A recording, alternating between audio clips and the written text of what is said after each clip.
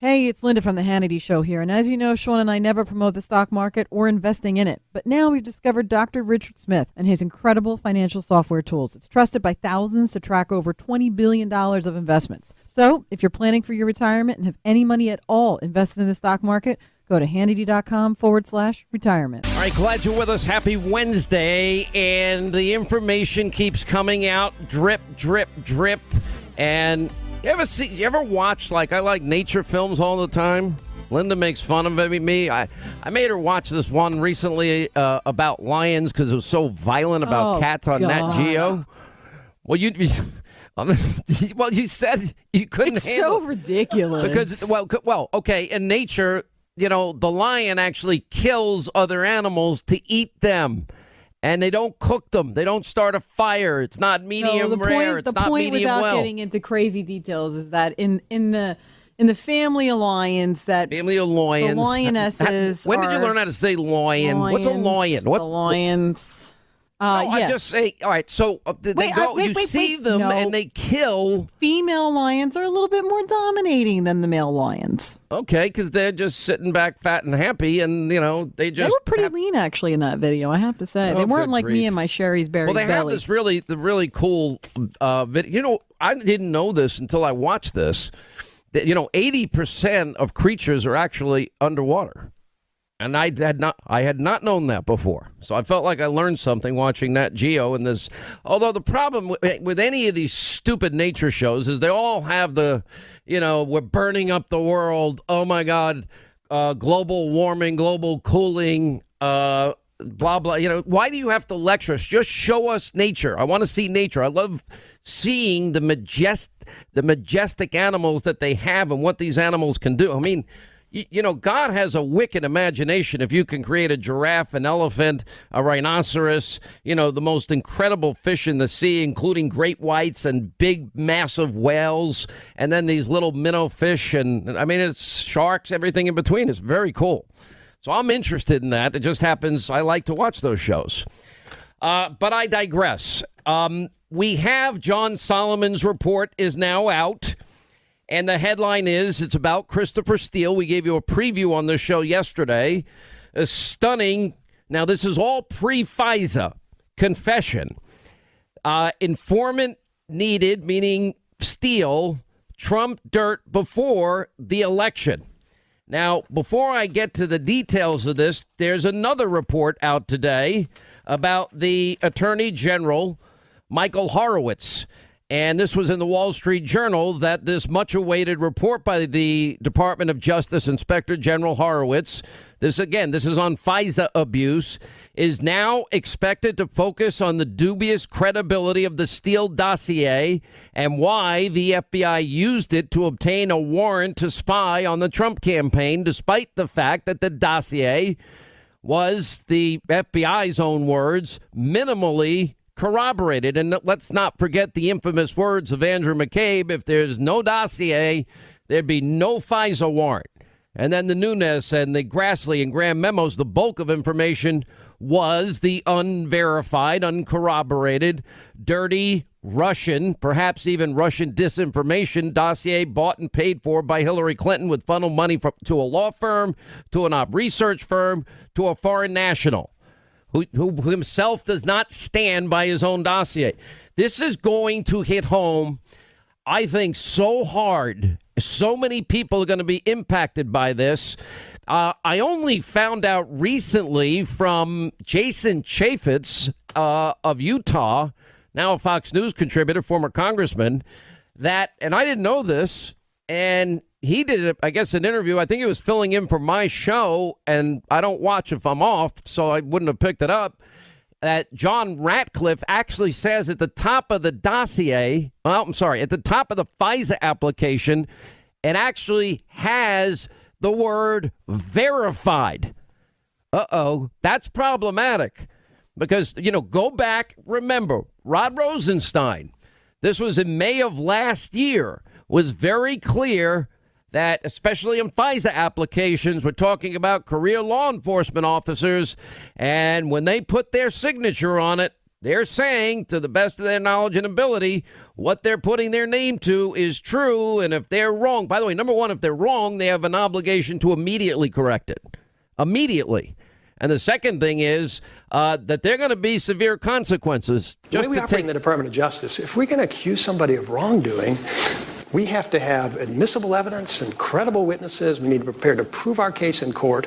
And we have to affix our signature to the charging document. That's something that not everybody appreciates. There's a lot of talk about FISA applications. And many people that I see talking about it seem not to recognize what a FISA application is. A FISA application is actually a warrant, just like a search warrant. In order to get a FISA search warrant, you need an affidavit signed by a career federal law enforcement officer who swears that the information in the affidavit is true and correct to the best of his knowledge and belief. And that's the way we operate. And if it's wrong, sometimes it is, if you find out there's anything incorrect in there, that person is going to face consequences. Okay. This is now, we know, an unverifiable document. Why? Because in the interrogatory in Great Britain, Christopher Steele himself, under the threat of perjury, acknowledged a simple truth. He has no idea if any of the information in that dirty dossier is true. That means anybody that signed it could not have possibly verified it. The great irony is, you just heard Rod Rosenstein say it, he signed it. He signed the third renewal application. He signed the last one, the fourth FISA application. That's going to be a problem for him. Wonder how he spins out of that. Now, we do know that there are specific footnotes that actually, footnote number 8, for example, the FBI says it's corroborated, and that it's reliable. There are certain declarations I now learn from Jason Chaffetz that it is that they all are lying under oath here and simultaneously committing a fraud. And because the dossier, the dirty Russian dossier of Hillary, was so important to this process, there wouldn't have been a FISA warrant but for the dirty dossier. Anyway, so back to the Wall Street Journal reporting in this probe of the counterintelligence inquiry that later morphed into Robert Mueller's investigation. Remember, 9 months the FBI was looking into Trump-Russia conspiracy collusion. 9 months. FBI agents Strzok and Page. No, they're there. Peter Strzok, Lisa Page. We had nothing before the appointment of Mueller. So the department's inspector general has now been asking witnesses about the FBI's treatment of information in the Steele dossier. They actually go further in the dossier, and they stand up for the credibility of Christopher Steele. So they're like, and meanwhile, they fired him like a month later. So 3 of the FISA applications were when Steele had been fired for lying and leaking. How ironic. Anyway, so those are the questions Horowitz teams have been asking the FBI, and they continue to cite Steele as a credible source, even though they fired him. Investigators have asked about an internal FBI evaluation of Steele's credibility. They found his reporting had been, quote, minimally corroborated. Well, minimally corroborated, as the Wall Street Journal says today, does not reach the standard of what you just heard from Rod Rosenstein. Even as it also said he had provided information of value to the U.S. intelligence community in the past. That has nothing to do with the present. That has nothing to do with the fact that he was fired for 3 of the 4 FISA applications. Now, the evaluation, the journal goes on, reflected in a human source validation report written by a unit of the FBI after the Bureau cut off their relationship with Steele in October 2016. It did so because of his disclosures to the media leaking about his work for the FBI. And then he lied about it. And the last FISA renewal application, that was dated June 2017. I'm told pages 10 through 12, 17 through 24 or 34, I forget, are particularly going to be of interest when we get these FISA applications released to the public, which the president said is coming very soon.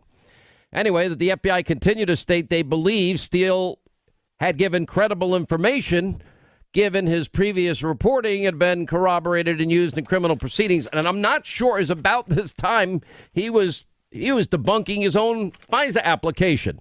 Now let's go back to John Solomon's reporting from today.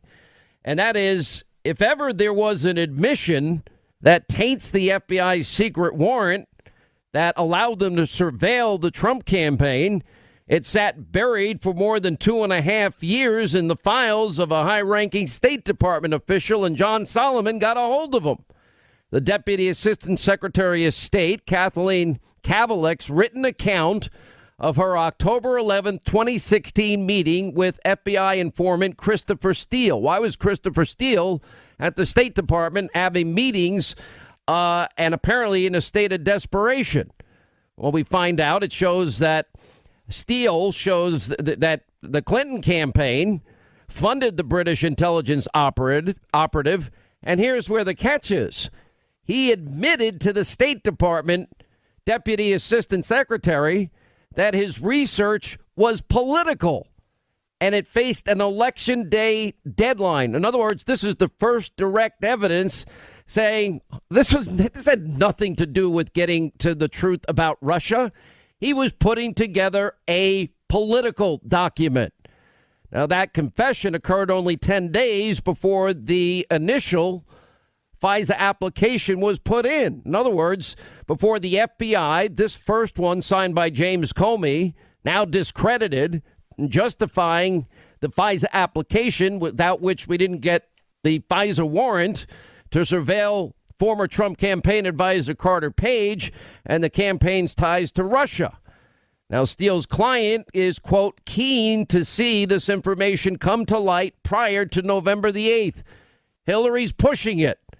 Oh, Hillary's paying for it, and Hillary's pushing for it to get released. Now we're hearing it's a disinformation campaign from Russia that she's colluding with. How ironic in all of this. Anyway, so Kavalick wrote in a typed summary of the meeting with Steele and another colleague from Steele's security company. The memos only unearthed a few days ago through the open records litigation by Citizens United. And Kavalick's notes did not appear to have been provided the House Intel Committee chair for their investigation. According to former Chairman Devin Nunes, they tried to hide a lot of documents from us during our investigation, and it usually turns out there's a reason for it. And in this particular case, Senate and House Judiciary investigation said they didn't know about these notes. And one member of Congress transmitted the memos this week to the Department of Justice Inspector General, fearing its investigation of FISA abuses may not have had access to them either. And nonetheless, the FBI was doing their best to keep much of Kavalick's information secret by retroactively claiming that it was classified when it wasn't classified. I mean, do you understand what they do? They just lie with an abandon. It's pretty remarkable. It's sad, but it's remarkable this can all happen in the United States. What's up, everybody? Linda, executive producer from the Sean Hannity Show, here to talk to you about your money, your retirement. Your money is like your health. It's something that you don't think about until you need it. So many people make disastrous retirement mistakes, and they're retiring without enough money, and that is just wrong. But have no fear. Meet one of the most incredible financial minds in America, Dr. Richard Smith. And Richard's extraordinary tools are trusted by thousands of Americans to track over $20 billion in the stock market. And his tools can help you reset your retirement. You're going to be hearing a lot from Sean and me about Richard, and literally we have never endorsed any financial software until now. Why? Well, because some of his customers say he's created lightning in the bottle. So go see for yourself. Go to Hannity.com retirement. That's Hannity.com/retirement. All right, as we roll along, deep state, this is getting interesting and more interesting by the hour. It's I think all of the noise over what's happening with Jerry Nadler and the testimony of the Attorney General Barr. In 206 years, we've never had the House Judiciary Committee members not question witnesses or people that come before their committee. It's never happened. And now, a guy like Nadler that didn't want a single word of the Starr report out, just a phony hypocrite that he is, well, and just, apoplectic about the whole thing. Well, now they're saying, by the way, the White House, after never invoking executive privilege, after being the most cooperative with the Mueller investigation, allowing every White House employee, including the White House counsel, to go before Mueller's committee. 30 hours, Don McGahn, the White House counsel. That's unheard of. And then 1.45 million documents, questions answered by the president, unprecedented cooperation. Every other administration invokes executive privilege. Now they're saying, stop, enough is enough. This now becomes about presidential harassment. And for all the people that have to then get their lawyers signed up again and pay $1,000 an hour before they go and answer the same questions they've answered these committees before, and the same questions they answered before Mueller's witch hunt team, should not be forced to pay even more money to be asked the same dumb questions. And Barr, frankly, should wear Nadler's contempt citation. That's a badge of honor, because they're too scared to debate or question them themselves. They're too dumb.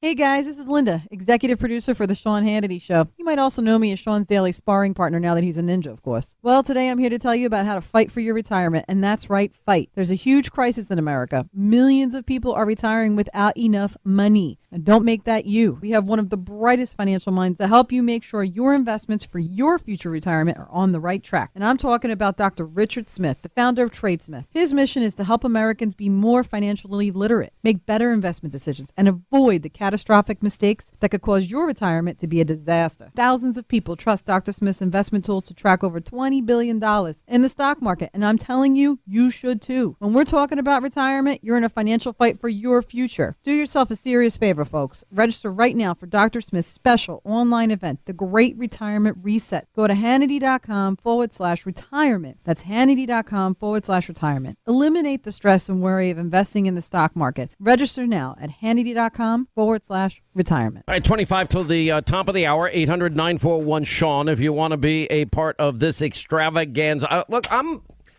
more torn on the issue of Mueller testifying, and the White House is saying enough is enough. Now, remember, Mueller he worked for the department. Well, he worked for the executive branch because the Department of Justice is the executive branch. And so his boss in the end ended up being the Attorney General Barr. And you're reading these reports. Mueller is about, negotiating. How come he gets to negotiate the rules of testifying when everybody else is told what the rules are? I mean, it's kind of just obvious hypocrisy. I don't think this would be particularly easy for Robert Mueller in the slam dunk or the position that he wants to be put in this at this time, because while the Democrats are going to try and dig into the political 200 pages, it was a political document that basically said nothing. I mean, and even Rod Rosenstein got mad over this and was very outspoken in saying, if you either have it or you don't have it, when you're involved in the report of anybody when it comes to the deep state. Rosenstein had a few choice words for the media, FBI leakers, and the Obama administration. He was speaking at a dinner.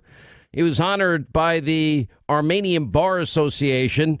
Rosenstein defended his handling of the probe, recalling how he had promised to, quote, do it right during a Senate confirmation hearing, take it to the appropriate conclusion. And this is what Rod Rosenstein said, which is the truth. It's not our job to render conclusive factual findings. We just decide whether it is appropriate to file criminal charges. And he said a senator told him that you're going to be in charge of the Russia investigation. I want you to look me in the eye and tell me you'll do it right, and you'll take it to its conclusion, and you'll report your results to the American people. And Rosenstein agreed to the first two things the senator asked, and then he explained, I did not promise to report all results to the public because grand jury investigations are ex parte proceedings. It's not our job to render conclusive factual findings. We just decide whether or not it is appropriate to file criminal charges. which he said no. And in most cases, after an investigation, and even if it's close, even if it's a close call, sometimes for people it is. You know, you had, I think a group of those protecting Hillary Clinton. Obviously, that whole thing was rigged from the beginning, her investigation. There's never been a bigger slam dunk case on violation of the Espionage Act or obstruction of justice than Hillary Clinton's. And the fact that the media ignores it, they only care about getting Trump on obstruction. They don't care about Hillary's obstruction. Far bigger case with her, as I have said many times. But, you know, he said there were critical decisions about the investigation that had to be made before he got there. The previous administration chose not to publicize the full story about the Russian computer hackers and social media trolls and how they relate to a broader strategy to undermine America. Talking about the Obama administration, he added the FBI disclosed classified evidence about the investigation to ranking legislators and their staffs and lawmakers and their staffers, and then some selectively leaked details to the news media. He then reminded his audience that the then FBI Director James Comey announced during a congressional hearing that there was a counterintelligence investigation that might result in criminal charges. And then the former FBI director alleged that the president pressured him to close the investigation, and the president denied that the conversation occurred. He continued. So what happened? Because then Attorney General Sessions chose to recuse himself. Now, Rosenstein was left with the job of overseeing it to its conclusion. As acting Attorney General, it was my responsibility to make sure the Department of Justice would do what the American people pay us to do, conduct an independent investigation and complete it expeditiously. And the bottom line is that there was overwhelming evidence Russian operatives had hacked American computers and defrauded American citizens. And that was only the tip of the iceberg of the comprehensive Russian strategy to influence elections, promote social discord, and undermine America, he continued, which I'm going to comment on in a second. Now that the special counsel's investigation is over, he said our nation is safer, elections are more secure, citizens are better informed about covert foreign influence schemes. But no, not everybody was happy with my decision, in case you didn't notice. Because he said it outright. It's not our job to render conclusive factual finding. We've got to decide whether it's appropriate to file criminal charges. And by the way, there was no consideration as to the Department of Justice policy or constitutional question about indicting a city president. That was never brought up. But the full point of this is, you know, in most criminal cases, they don't have the level of an indictment. Then it's over. It's done. And in this case, the Attorney General, Deputy Attorney General, Office of Legal, it's done. Now, we never had a real investigation into Hillary's email server with top secret classified information on it. If we did, I'm pretty sure she'd be indicted by most, if not all. If her name was not Hillary Clinton, she would have been indicted, charged with felonies involving the Espionage Act, mishandling of classified top secret information, and then she would have been charged and convicted. There's no doubt of the conviction part of this as it relates to obstruction of justice, because there was intent. And the intent was obvious, and that was to destroy the evidence.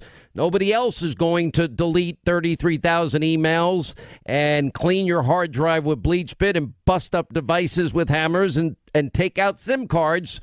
The intent was obvious, destroy the evidence of the underlying crime. That was the intent.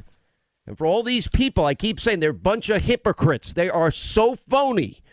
I believe, but I don't believe in talking about believing in a Democrat being charged with violent rape accusations and violent sexual assault accusations. You know, Paul Sperry, back to Mueller and then him, whether he goes before Congress or not, and we might have, again, more executive privilege exercised. God, why should they? At this point, because it's a never-ending fishing expedition. I mean, the New York Times going back over 30 years, we found some information from some of Trump's taxes. Well, by the way, Hillary was just begging China to release it. Did she collude with China? Because that was the accusation. I hope Putin's listening. Same exact thing. What's the difference? Anyway, so they're there. And what do you find out? Okay, everything we've already known about Donald Trump. That, yeah, the casino business in New Jersey, Atlantic City, went in the sewer. And people lost a fortune along with him. And then the real estate decline in New York. He writes about it. Art of the comeback. Then he's fighting with banks to stay afloat and stay alive. And the fact is, he won. And he ended up keeping the doors open, the Trump organization open, and he's still a billionaire. The end of the story means something to this. Okay, most businesses, I think in the restaurant business, I know so many people that want to be in the restaurant business. I'm like, don't do it. I worked in restaurants 10 years. Don't do it. Why? We cook the best food. All right, best food. Great. Here now to open a restaurant, think about it. You now have to build out an expensive kitchen with commercial grade cooking, etc. You got to build all the fire code safety requirements in too. That's not cheap. Then you got to pay either rent or whatever. You got to buy some property and get a location. That's not cheap. Then you got to build a bar. Then you got to build a dining room. Then you got to build another dining room. Then you got to build a nice bar, and on and on and on. Then you got to hire, waiters, waitresses, bartenders, busboys, a chef that can cook. And let's say you have an opening night, you do really well, and then you're going to pay your light bill, your rent, or your mortgage payment. And how much is somebody going to pay for a cheeseburger? How much is somebody going to pay for a steak? How much is somebody going to pay for, a fresh fish? And then you got to figure out how much fish to buy before the fish goes bad and you can't serve it to your customers. And then you got to pay for all of this. And let's say you pay $6 per fish. You can charge $18 per fish. All right, how much are you paying all your employees to make the fish, deliver the fish, clean up the fish when it's all done? It's not easy. A lot of businesses go under. I'm telling you, I've been in business myself. It's a lot scarier than you think.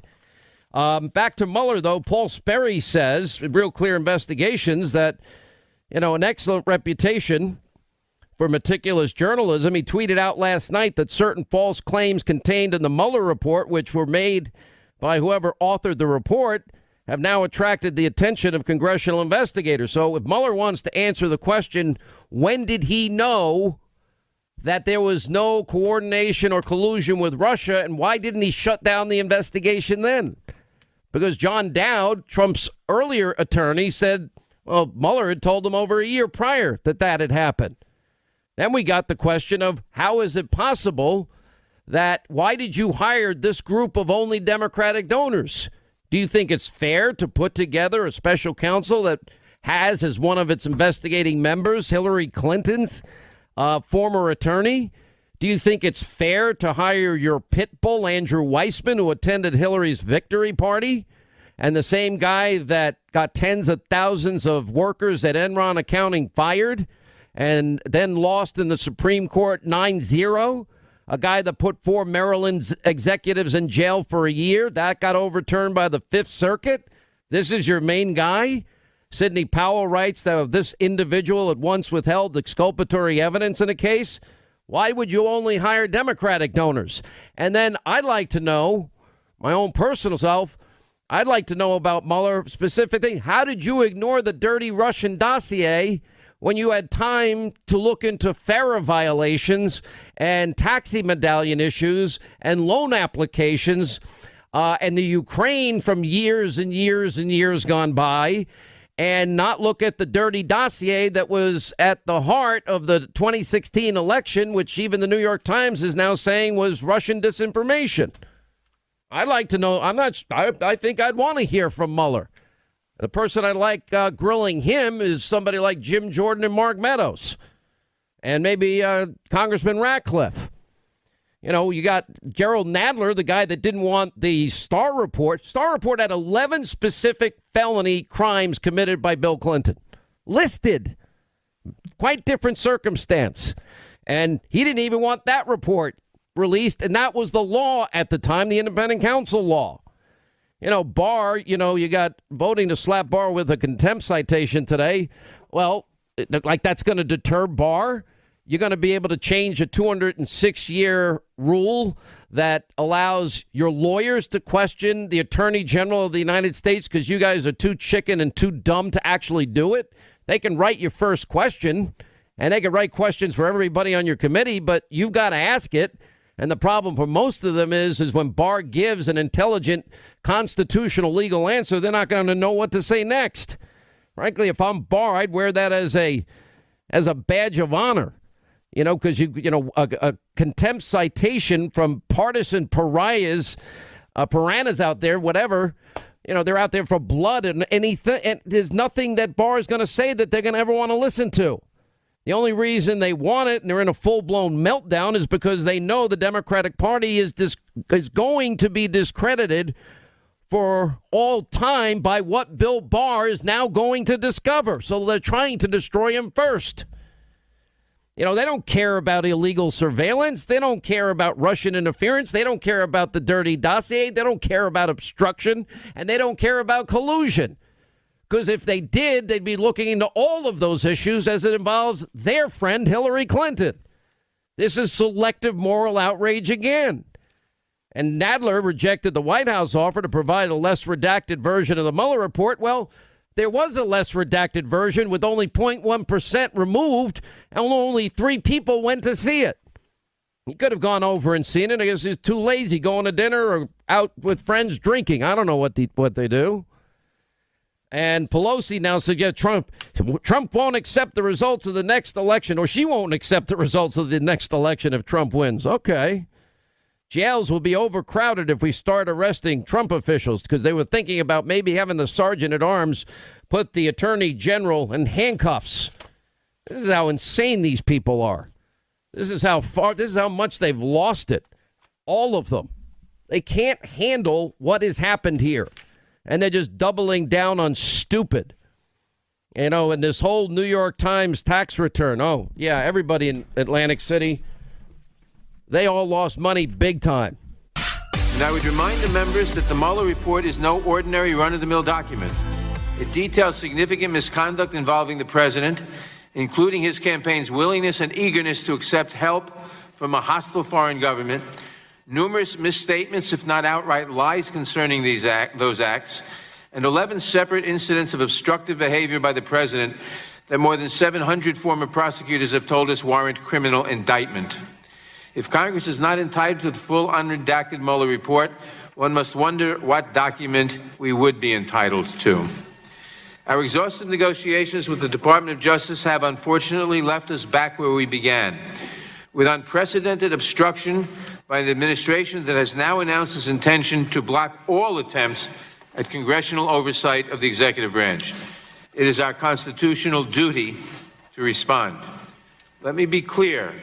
The information we are requesting is entirely within our legal rights to receive and is no different from what has been provided to Congress on numerous occasions going back nearly a century. But no matter the fact that the law and history clearly support the release to Congress of this kind of information, the Trump administration has taken obstruction of Congress to new heights. Unauthorized surveillance and political surveillance. And of course, spying did occur, as if we're surprised at this particular point. And it continues to unravel on an hourly, daily basis about all of this.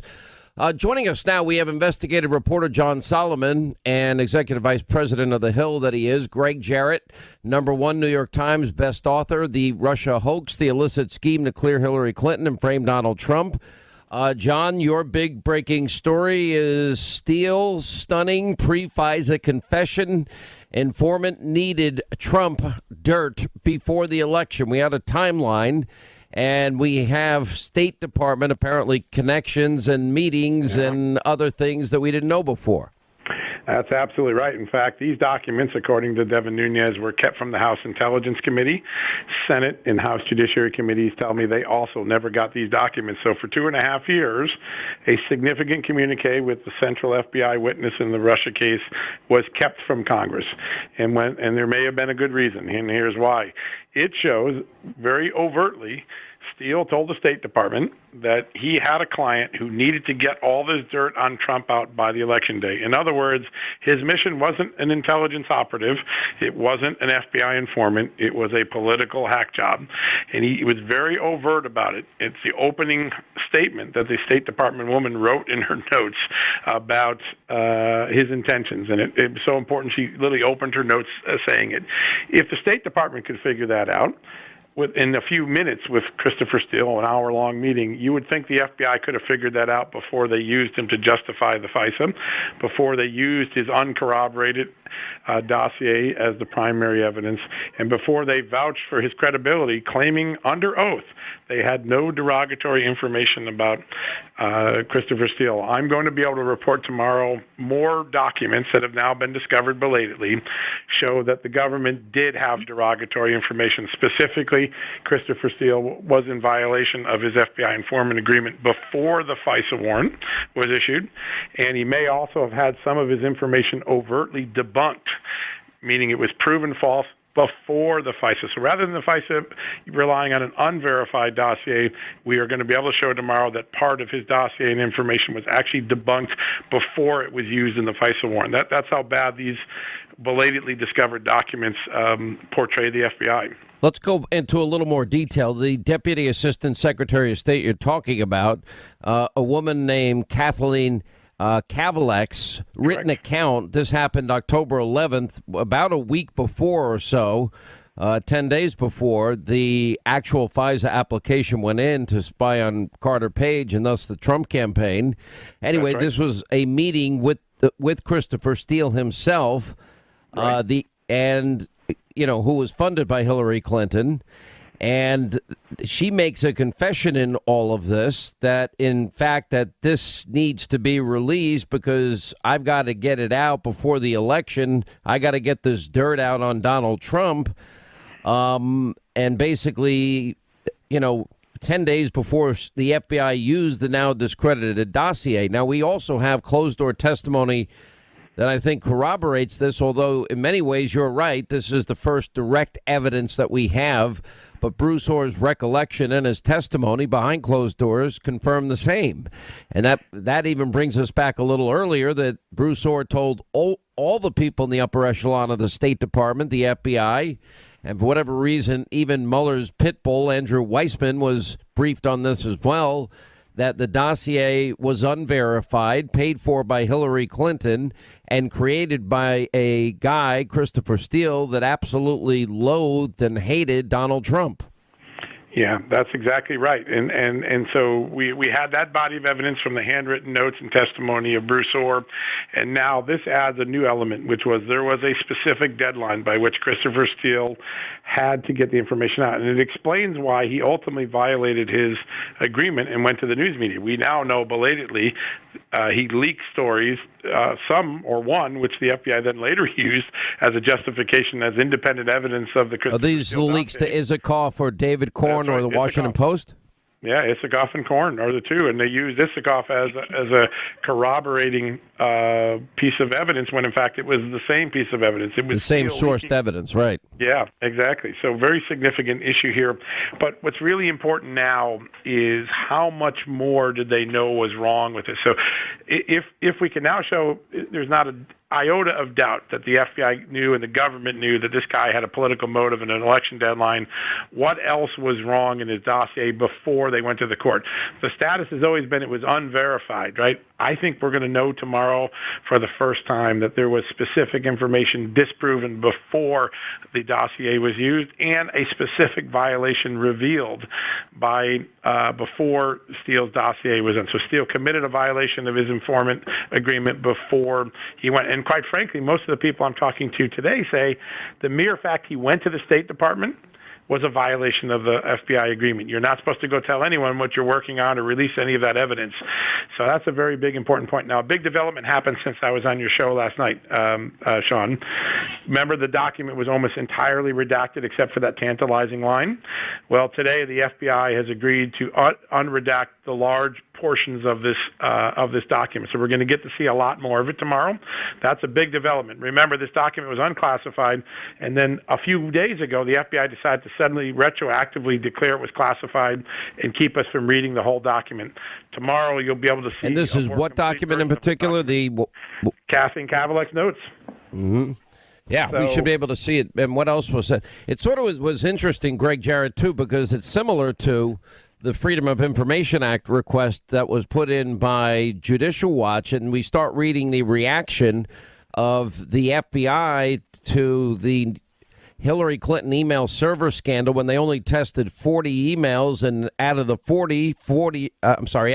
44 were top secret classified, and they were like, oh my God, this is going to have profound implications on American foreign policy and potentially hurt sources and methods. What is your reaction to Steele's, pre-FISA confession that this is all political? And we now know a lot of the dossier was debunked before it was used in the application. I learned for the first time that on top of a FISA warrant apparently is the word verified. In other words, what is below is verified to be true. Oh, yeah, there's a verification certification. And on the very top of the front page, it says verified. So incredible, groundbreaking, and important discovery by John Solomon, as his usual reporting. This is really key.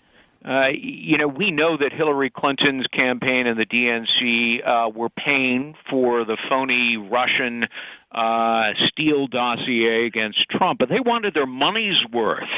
And so here you see it's not just Glenn Simpson and Christopher Steele trying to get the media to do stories to damage Trump before the election, but now it appears that pressure was being applied to others in government, and Kathleen Kavalek's written account is really important. It wasn't just unverified information used to lie to a court to spy, but rather debunked information. Okay, then let's go through the legal aspect of this. I say it my own way, and that is that, look, I just happen to know judges. It's really funny. Yeah. I met Judge Judy one day, and I asked her, when people are not respectful to the bench, how do you react to that? You should have seen her face.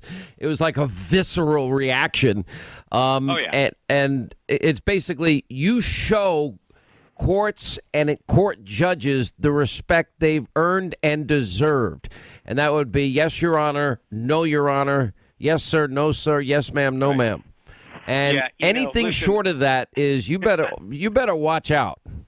The first time I appeared in front of a federal judge as a defense attorney scared the hell out of me because the judge was tough. He wanted the truth. He didn't want anything varnished in any way.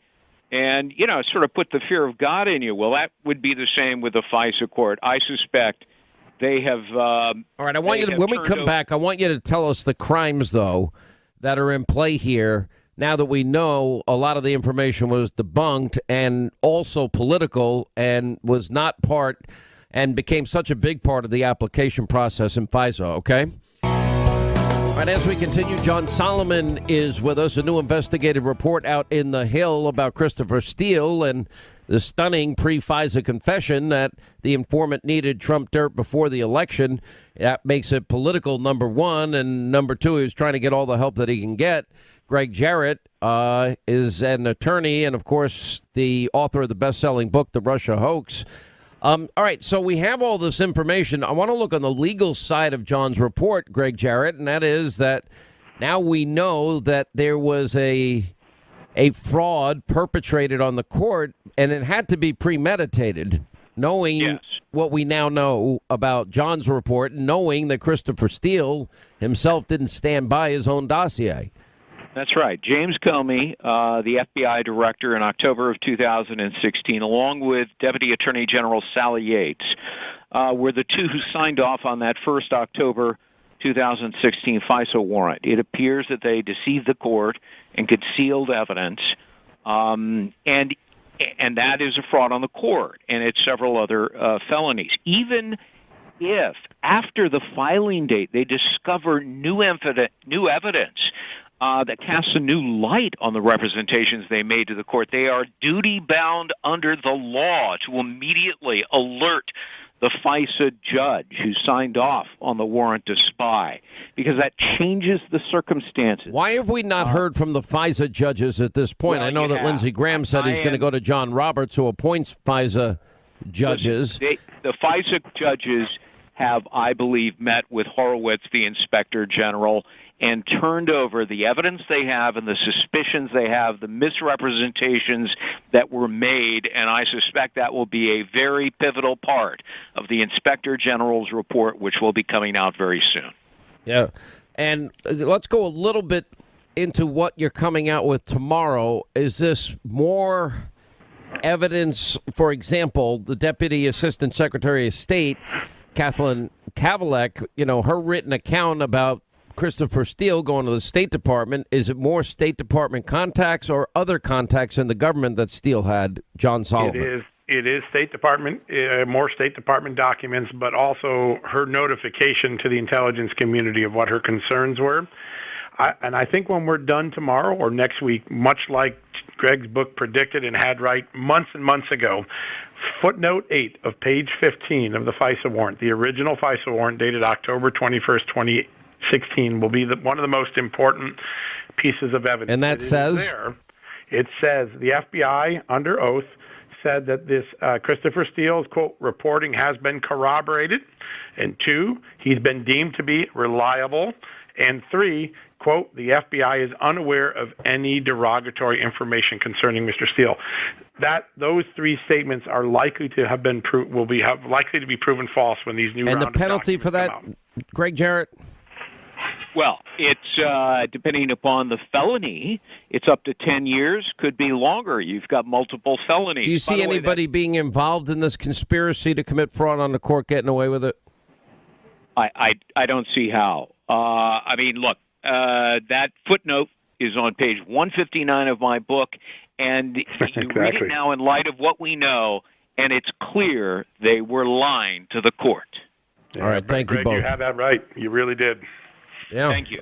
Well, great work by both of you. John Solomon, look forward to your report tomorrow. Gregg Jarrett, thank you for your great analysis, as always. All right, when we come back, I know we haven't hit the phones. We'll hit the phones, wide open telephones, 800-941-SEAN. You want to be a part of the program. Bill O'Reilly comes to join us at the top of the next hour. He's wrapping up a book about Donald Trump. We'll talk to him about that and more on the media and how wrong they've been and much, much more. 800-941-SEAN. Your calls are coming up next. All right, 25 till the top of the hour. 800-941-SEAN if you want to be a part of this extravaganza. We're going to get to the busy phones we have here as I watched yet another box of Sherry's berries being eaten by Linda. What are the pink shimmering glitter? Shimmer sugar. Shimmer sugar. Is that what it is? Shimmer sugar. Pink it's a great Mother's Day gift. What are you doing for your... Listen, I know Linda's mom. What are you doing for your mom on Mother's Day? We're actually having a barbecue at my house. Yeah. And your my mom's a very special lady. I like her. She sure is. Thank you. Yeah. I'm a pretty big fan. No, well, your mom's a nurse. You know what's funny, though? I asked you once, do you tell your mom everything? And you're like, oh, yeah, everything. I sure do. I mean, like, everything. I'm actually very, very lucky. I'm best friends with my mom. You know, a lot of people don't have that relationship. Well, I don't think you should be best friends with your mom or dad until you're older. Oh, no, I've loved her forever. No, it doesn't mean you didn't love her, but you can't be a kid's best friend. You got to be dad, you got to be mom, and then when they grow up, then you can be their best friend. Yeah, but she was one of those people, you know, she was able to... Like you'd go on a date, and whatever happened on that date, right? you would tell in the middle them. of a sentence? Okay. Wait a minute. You'd go on a date, and when you got home I wasn't from the allowed date, to date. When you would go out on a date, you would tell your mom everything. I did. Anything that happened, you'd tell her everything. I did. Wow, that's close. That's I'm pretty sure you close. don't want that same relationship with MK.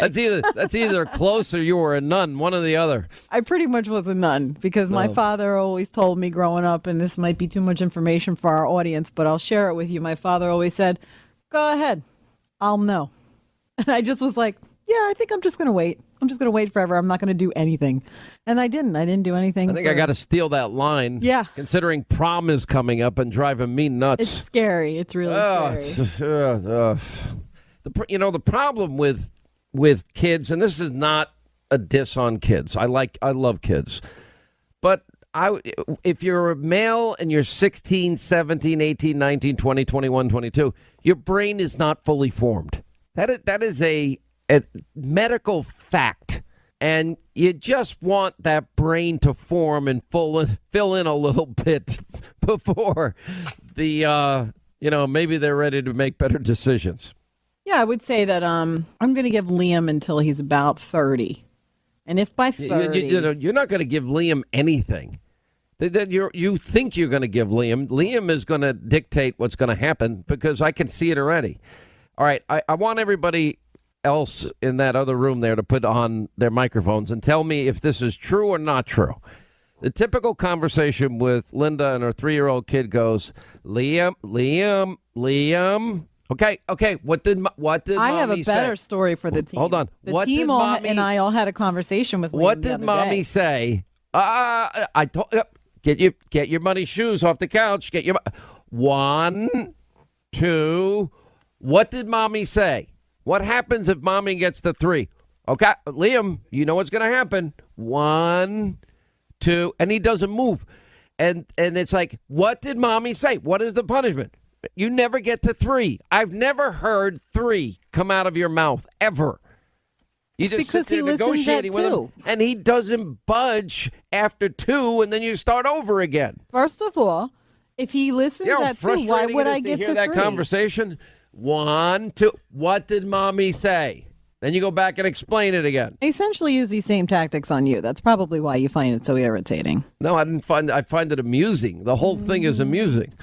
All right, what were you going to say? So last week, in a true Mother's Day, not Mother's Day, but mom interaction with my son, I had to talk to him. He needed to talk to me during the day. We were in the middle of the show, and I said, all right, I'll FaceTime with you real quick. So I'm FaceTiming with him, and he's on the potty because he's potty trained now, but he's very excited when he makes number 2.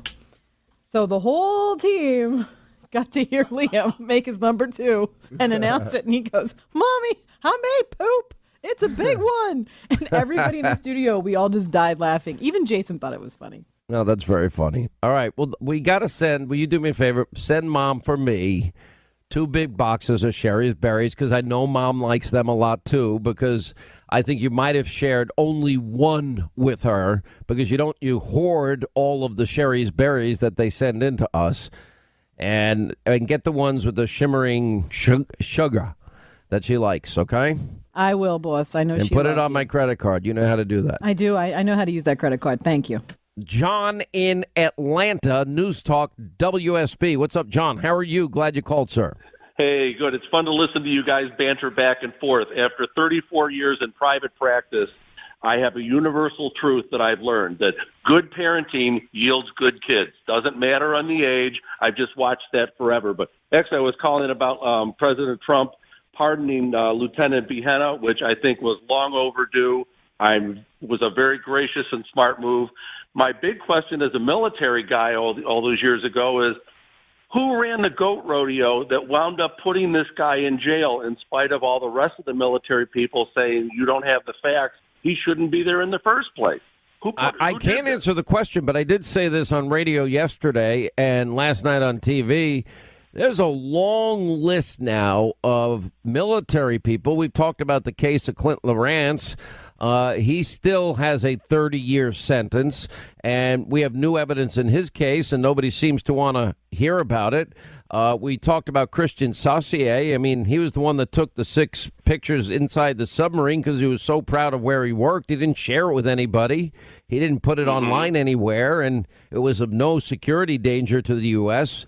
Hillary gets off scot-free. He went to jail a year.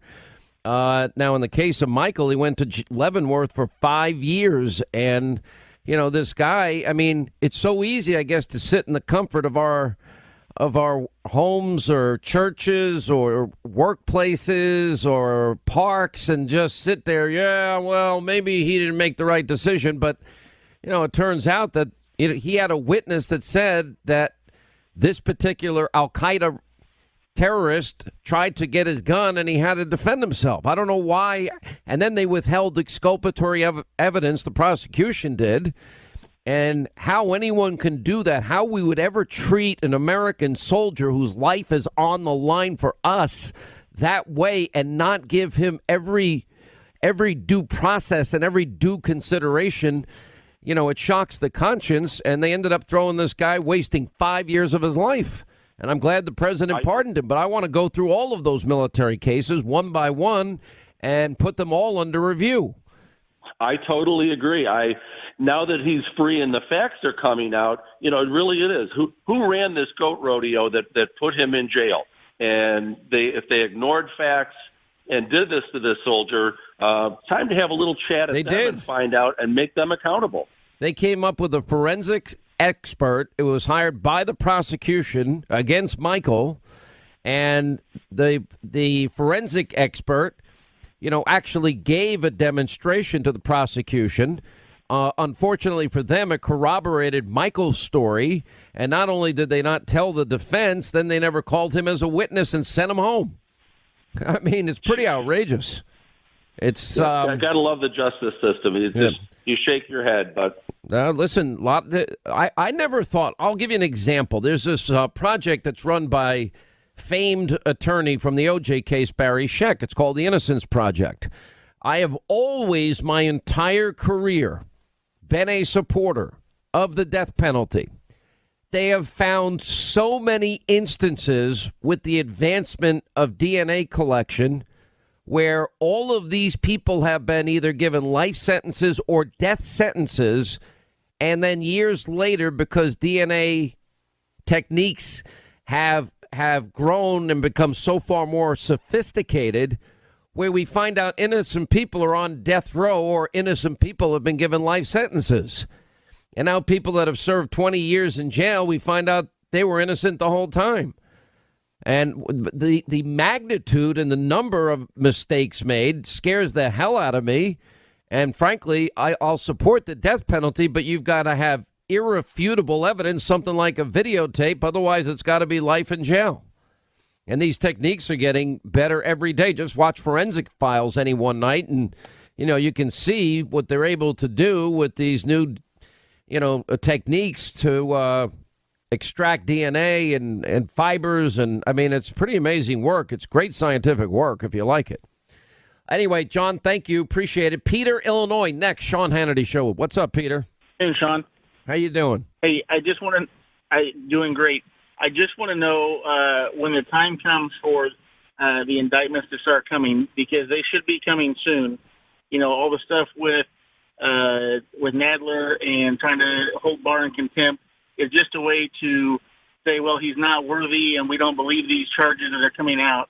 I want to know which one of the weasels out of Strzok and Page and these guys is going to flip first and spill the beans on everybody else. I think that's a good point. Which one? I don't know who's going to flip first, but I know there's a lot of flipping going on. What's happening, and we're only getting that insight. You're very smart. But when these guys go behind closed doors, the Nellie Orr, Bruce Orr, Peter Strzok, Baker, Page, what we're finding is the formation of a circular firing squad. I mean, Strzok and Page have both said in their own way that after 9 months of the FBI investigating Trump-Russia collusion, just before handing it off to Robert Mueller, there was not one shred of evidence. 9-month investigation.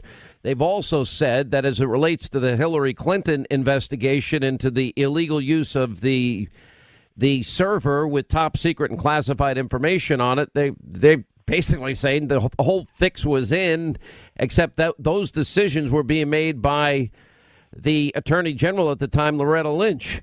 Then you got James Baker saying that he was recommending they indict Hillary Clinton. So a lot was happening behind the scenes and a lot of disagreement. I got a report from a very good source of mine. I haven't been able to confirm it with another witness, but somebody told me that Andrew McCabe was out in Salt Lake City last week. Now, what are the odds that Andrew McCabe is out in Salt Lake City, except that he's probably meeting? We know there's been a criminal referral as it relates to him leaking. So that would then put him, in my view, just a guess, a total guess, in the offices of John Huber. Well, that would probably mean that he is, singing like a little bird in the hopes that he'll get a lower sentence or no indictment at all. So I think you're going to see a lot of that happening. And the only difference is now they're only catching up to where we've been for 2 years now.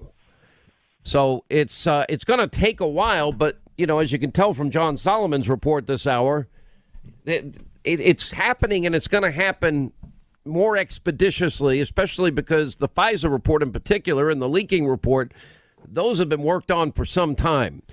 My one source that knows a little bit about the IG and the IG report said to me it's going to be devastating. But I don't know. I mean, I don't like to predict these things. I just have sources, and we do our digging, and we make our calls. And, I'm trying to piece together a lot of times what's coming up next.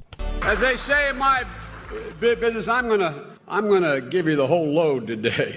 Romney wants to he said in the first 100 days, he's gonna let the big banks once again write their own rules. Unchain Wall Street. They're gonna put you all back in chains. Think about what happened out in where Gabby Gifford, my good friend, was shot and mortally wounded. Well, I say they're going to start to see unemployment grow this spring. You mean employment? It's going to take employment grow. I'm sorry. Number one job facing the middle class, and it happens to be, as Barack says, a three-letter word: jobs. Jobs. Jobs. See, I went to the big guys for the money. I was ready to prostitute myself in the manner in which I talk about it. Chuck Graham, state senator's here. Chuck, stand up. Chuck, let him see you. Oh, God love you. What am I talking about? I tell you what, you're making everybody else stand up, though, pal. Now is the time to heed the timeless advice from Teddy Roosevelt. Speak softly and carry a big stick. End of quote. I promise you, the president has a big stick. I promise you. Now, I'm like the token black or the token woman. I was the token young person. Speaking of dignity, it means we have to protect, which is not happening now, the single most important right you have as an American, the right to vote. The right to vote.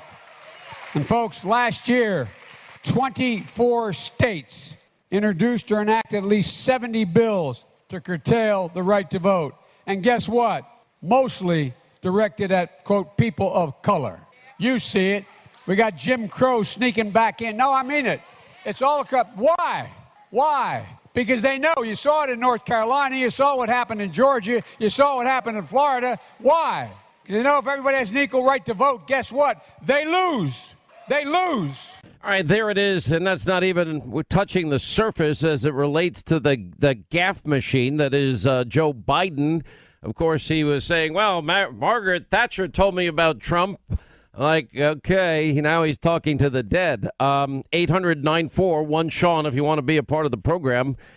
Joining us now, Bill O'Reilly. All Things O'Reilly is on BillO'Reilly.com, including the book that he's now writing about Donald Trump called The United States of Trump and how the president really sees America. That's, I guess, scheduled for a fall release, correct? Yeah, it looks like the 24th of September. We will have it in the bookstores for everybody. How are you doing, O'Reilly? You started right. this little radio show, and you're doing like a Paul Harvey type of thing, right? Yeah, we're doing a little radio thing every day, 15-minute thing that we took over from the Paul Harvey franchise called the O'Reilly Update. Are you doing the rest of the story and everything? Well so far. Have you added the rest of the? I love the rest of the story. I thought that was one of the best features. And I have to admit, I'm stealing it from Harvey. I mean, I admit you're not stealing it. I think you're working with the Harvey family. If they didn't give you permission, you wouldn't be able to do it. So you're not stealing it. It's not identical to that. I mean, legally speaking. But instead of the rest of the story, I'm calling it the O'Reilly Update: What You Might Not Know. I like and that. That's the third block. I do a commentary in the second block and hard news in the first block.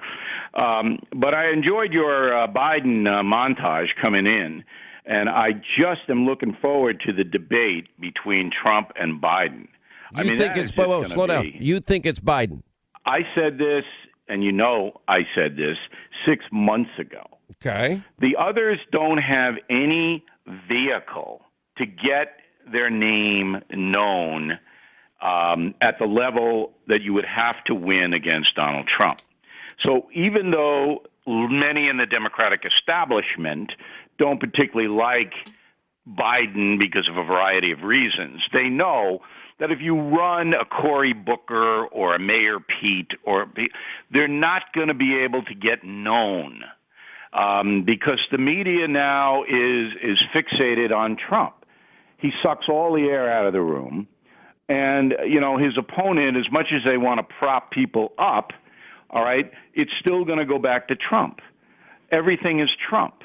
So Mayor Pete can run around and tell everybody how clever he is. But if you do a survey, 90% of the voting public doesn't know who he is. So therefore, Biden is going to be the guy, I believe, unless something happens. And, of course, that's always a possibility. And, he's a guy that could say anything at any time, just like the president.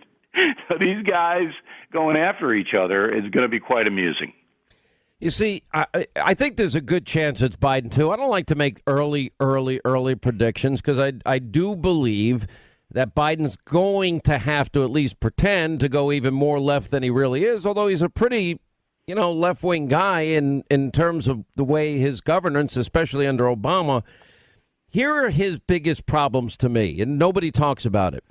As we now begin the process, and we will be taking in an avalanche of information about how bad this abuse of power, rigging Hillary's investigation, trying to steal an election, spying on the opposition party candidates, everything with Russia, and everything that has gone wrong with it.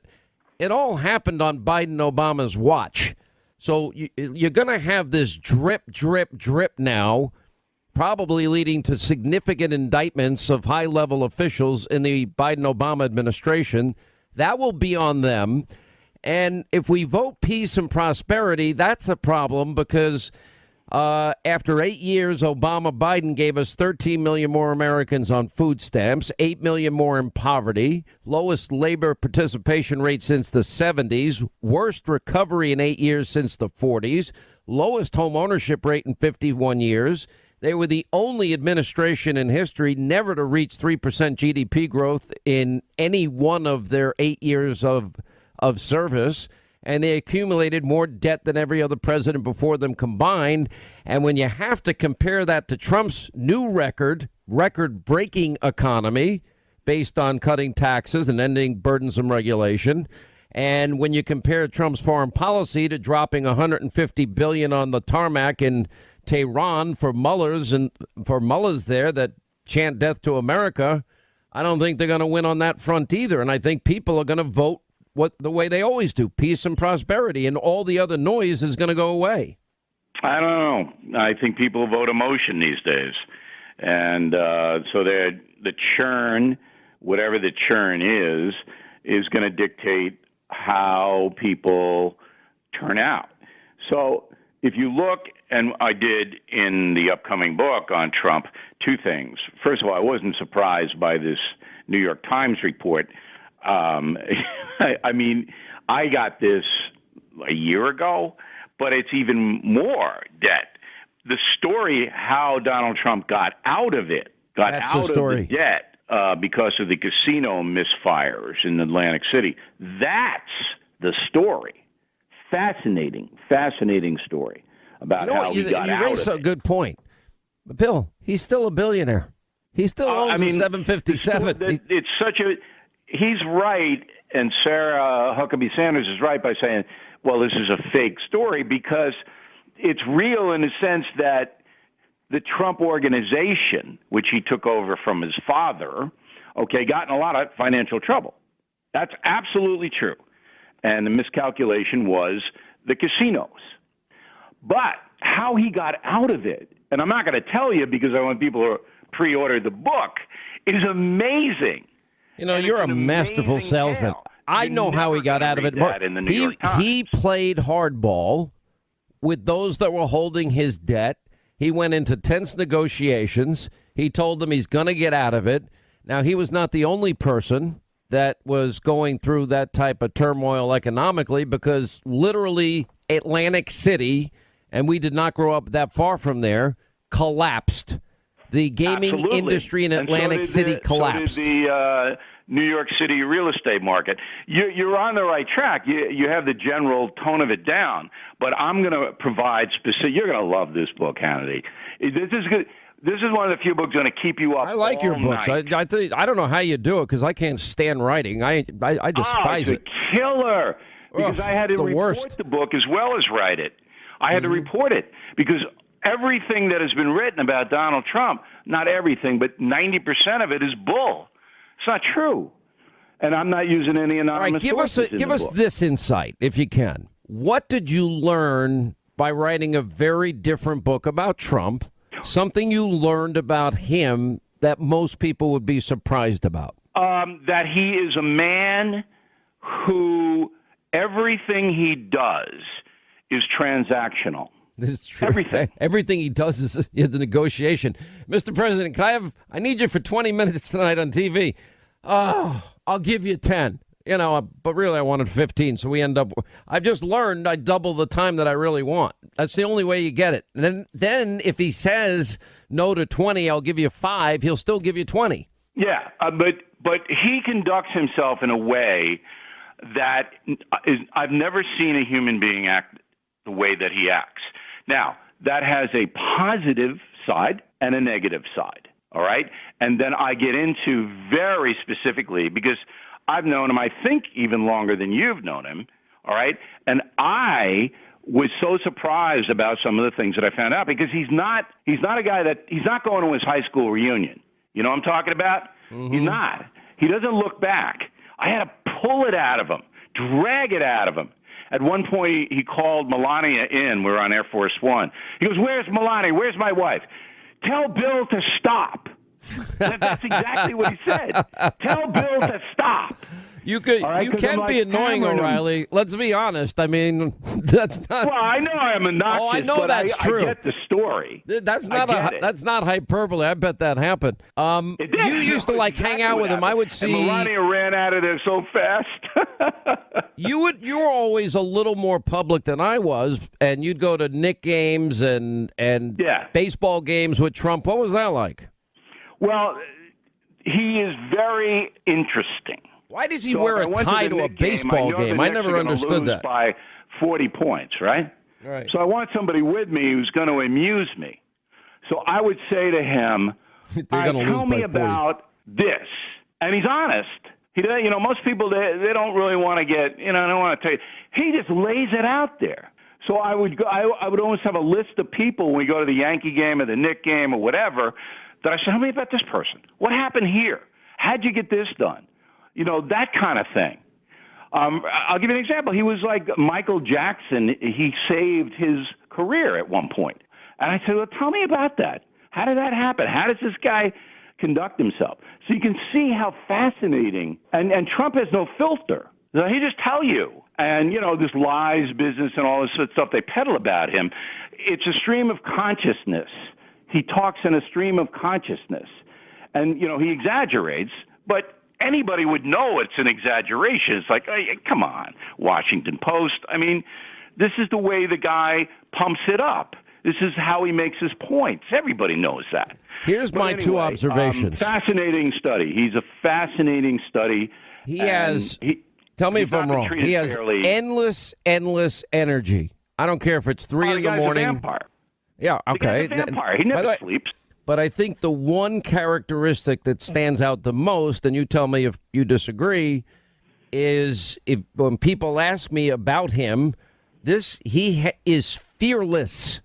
He does not care. He's unlike every other politician. They all hide who they really are. He wears who he is on his sleeve every single second moment of the day. But here's something you may not know.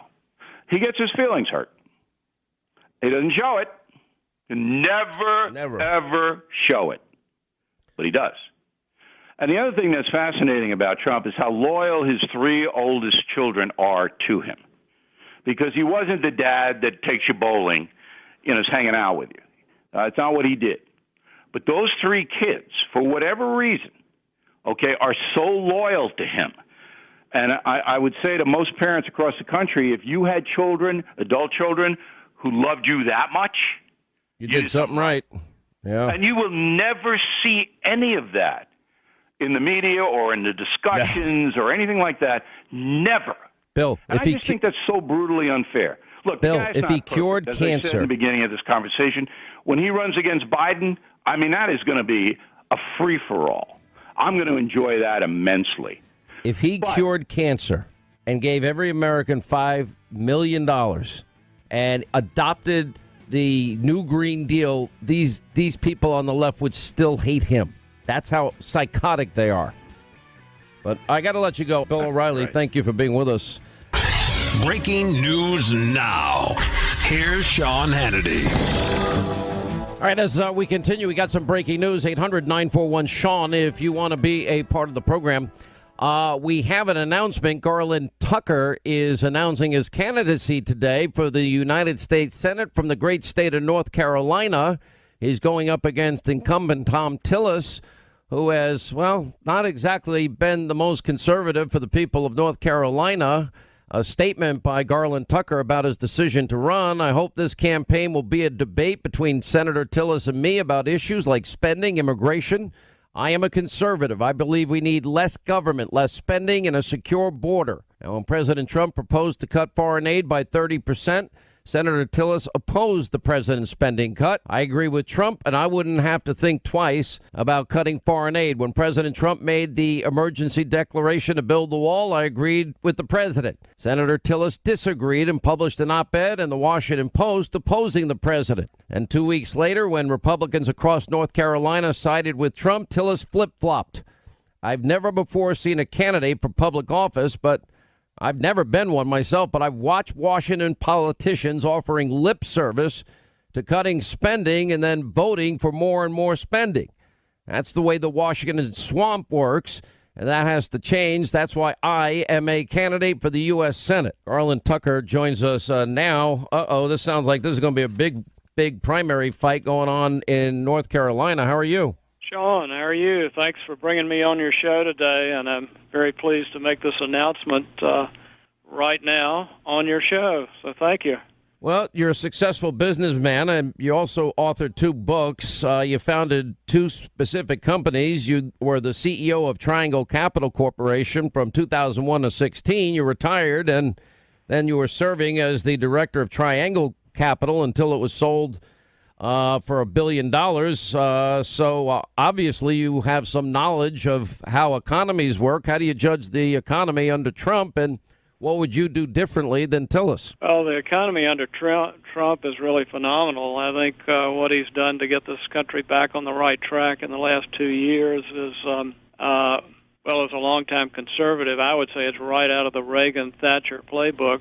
It's just really exciting to see what he's done to the economy. So when I'm elected senator of North Carolina, I'm going to support him 100% on what he's doing with the economy for sure. I think the 2 issues that are going to be key in this race and really all across the country are immigration and government spending, and I'm really looking forward to having a debate with Senator Tillis because we've got some substantial differences on those 2 issues. Have you spoken with any of the guys in North Carolina? For example, obviously I'm good friends with and a fan of, I think, that one of the best congressmen we have. He's the head of the Freedom Caucus. Mark Meadows has been a rock star, and he, to me, is the one example of how people should serve their constituents. He makes promises, and he goes in every day, rolls up his sleeves with Jim Jordan and the other Freedom Caucus guys, and they fight hard to keep their promises. I could not agree with you more, Sean. In fact, I would say if Mark Meadows had been willing to run in this race, I certainly wouldn't have jumped in. He's exactly the kind of man we need in the Senate and the kind of senator I would hope to be. Yeah. So tell us, what is it particularly about Tillis that you think warrants this primary? Well, the starting point for me, I guess from a personal standpoint, is I've been very disappointed with Tillis, and it's primarily on these two issues, immigration and government spending. Basically, in a nutshell, he ran on a conservative platform back in 2014. In immigration, for instance, he was opposed to amnesty. He was for sealing or securing the border. No sooner than he'd gotten to Congress, and he co-sponsored a bill that not only provided amnesty, but provided a clear path to citizenship for illegal immigrants, which I think is totally the wrong thing to do. When the emergency powers issue came along, he wrote the famous Washington Post op-ed, and then when he got a lot of pressure from conservatives back home, he flip-flopped on that issue. But I think on immigration, he's been very, very weak. What we need there is a merit-based immigration system once we've secured the border. And I was really pleased to read about what Trump is rolling out. I think he's calling it the Kushner Plan, and I think that in conjunction with securing the border is exactly what we're going to need in immigration. Well, we're gonna follow it very closely. And have any of the politicians in the state now, have they taken any position about you versus Tillis in terms of who they're supporting? I know it's early. Well, not that I'm aware of. We were looking forward to, and we are formally making the announcement right now on your show. We had to. Yeah, I'm sure Senator Tillis is going to love me for this interview. Well, no, listen, but to me, my attitude is very, very simple. Whoever's going to be the guy that goes in, rolls up their sleeves, and fights for their promises and their agenda, and the president's agenda, which I have advocated 30 years on the air, I'm for. I'm tired of Republicans that go to Washington, they make all these lofty promises, and then when push comes to shove, they don't fight for anything. Well, I've got a favorite quote I ran across about a year ago that I'm going to be using in this campaign, and it was by Stanton Evans, who was a famous conservative. He said he'd noticed over the years that a lot of people run for office on very conservative platforms. They talk about draining the swamp, but when they get to Washington, they figure out that the swamp really wasn't a swamp, it was a hot tub, and they sit down in the hot tub and start enjoying it. Well, I think that's what's happened with Senator Tillis. He ran on a very good conservative platform in 2014, but in terms of his votes on spending and his votes on immigration, he's just not delivered. All right, well, listen, we're glad you're in the race. We're going to follow it closely. Garland Tucker out of the great state of North Carolina. Thank you, sir, for being with us. We appreciate your time, and we will follow it as it unfolds. Thank you. Sean, thank you. People can get in touch with you. How do they do that? Thanks for asking. If you'll go to garlandtucker.com, we'll stay in touch with you. We'll keep you posted on the campaign, and we're going to need plenty of help. All right, sir. Thanks for your time. Garland Tucker in North Carolina, 800-941-SEAN, toll-free telephone number. You want to be a part of the program. Let's say hi to Bob is in Orlando, News 96.5 WDBO. What's going on? I love your program. Love the people on it. I'll drag it all of them. My question is, today Fox News said that Dems are accusing of having Russia implant Trump in the White House. Why would Russia and Putin want Trump in the White House when they got everything they wanted from Obama and Hillary? They got 20% of our uranium. They went into Crimea. They went into Ukraine. They're playing footsie with Assad, and they're definitely playing footsie with China and North Korea. They're doing anything they wanted under Obama, but Trump's a hard ass. Why would they want a hard ass in the White House? They don't. You know, listen, I keep saying nobody's understanding this. You know, he's not. You think of all that we now know, and I'm very interested if we do finally confirm that Hillary's dossier was full of Russian disinformation from the get-go.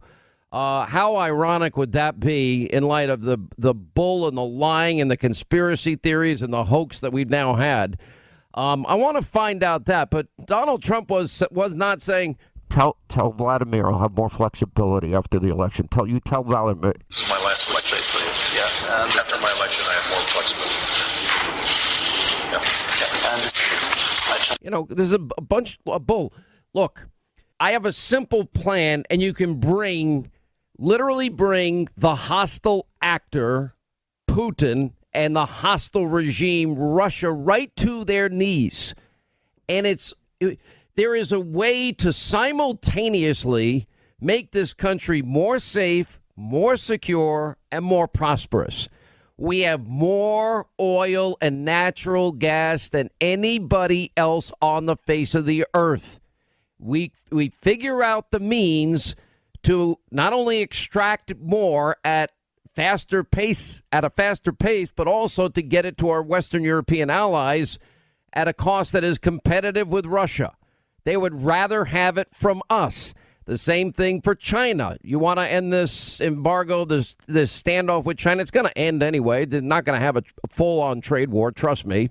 This is the president negotiating. If China doesn't believe he will do it, then they're not going to budge. This will force them to realize the president means it. But anyway, that is their entire economy. You want to stop Russian interference and chaos in our elections and all the other shenanigans, their support of Iran and Assad in Syria, their involvement in Venezuela as we now speak. Well, looking at Venezuela, it's a very sad situation. That was the richest state in all of that area. That's a big, beautiful area, and by far the richest. And now it's one of the poorest places in the world. That's what socialism gets you, when they want to raise your taxes to 70%. Steve? Mr. President, what sort of complications does the Russian involvement now pose? Russia has to get out. Mr. President, have you've just said Russia needs to get out. Have you in any way communicated that through Mr. Bolton or through your representative at the United Nations? They know very well. They know very well. We support the people of Venezuela. We're sad that they have been starved by Maduro. They've been denied food and medicine and basic humanitarian needs having been met. The United States has gotten supplies there to them. Sometimes those have been obstructed or burned. But we stand with the people of Venezuela, and we stand with Juan Guaido. Maduro has to go. We've made that very clear for a number of years. And the we is the president, the vice president, the secretary of state, Ambassador Bolton. I think that Secretary of State Pompeo put it best this morning when he said this is Operación Libertad, and this will finally get the Venezuelan people the freedom that they need. And 3 million Venezuelans have fled to neighboring countries like Colombia and Brazil. So they've told you all you need to know. I'm sure they would prefer to be in their home country, but they simply can't stay there and be expected to survive or thrive. So we are watching it, monitoring. I got a briefing this morning before I came out, and they're monitoring very closely the situation there. We want a peaceful transition. Chavez stuck around for about 20 years. These things don't happen overnight, but in 3 short months, I think the world has seen the horrors of the Maduro regime. The average Venezuelan has lost about 20 pounds, and over a year. That's just a tragedy. As the president has said many times, Venezuela was once one of the wealthiest countries in the world. It's now, you've seen what's happened to the people there. So these dictators who cling to power and wealth for their own purposes, they must go, beginning with Maduro. He's actually a brave person, and because I know what he's going through, I'm speaking to our people all the time. He's a brave guy, and what's happening in Venezuela is sad. When you look at 20 years ago, it was one of the wealthiest countries in the world, if you think about it. And now they don't have food and they don't have water, and people are dying from hunger.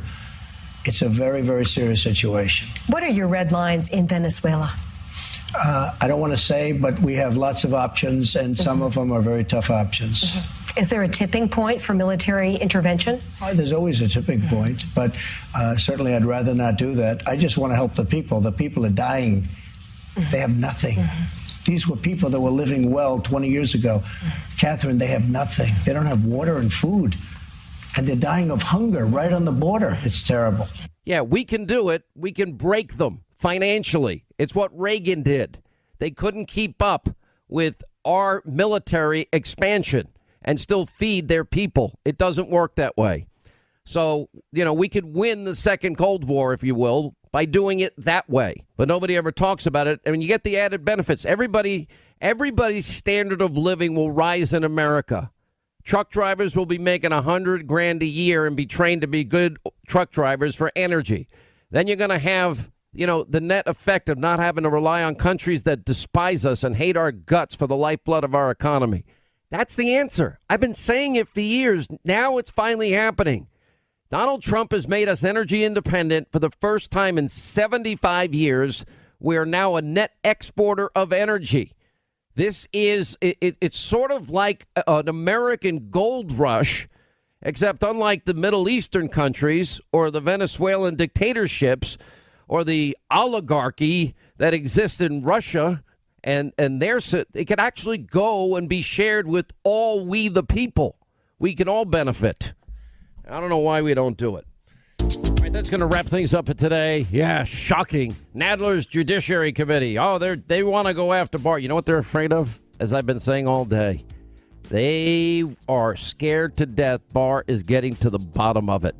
All right, we'll have that showdown tonight. Hannity on the Fox News Channel. Mark Meadows, Jim Jordan, Congressman Doug Collins, Gregg Jarrett, Sarah Carter, Geraldo Rivera, Joe Concha.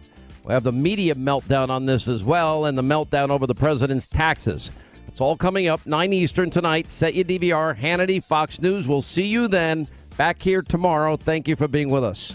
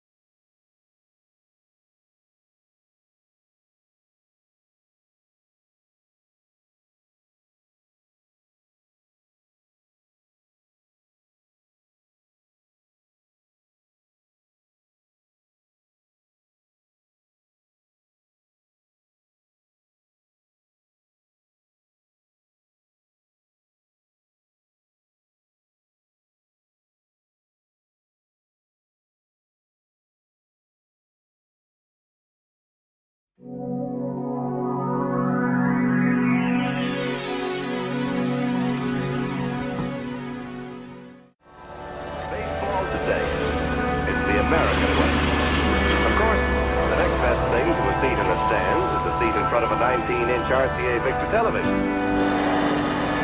One more day to Labor Day weekend, the traditional occasion for tasty outdoor barbecues or picnics.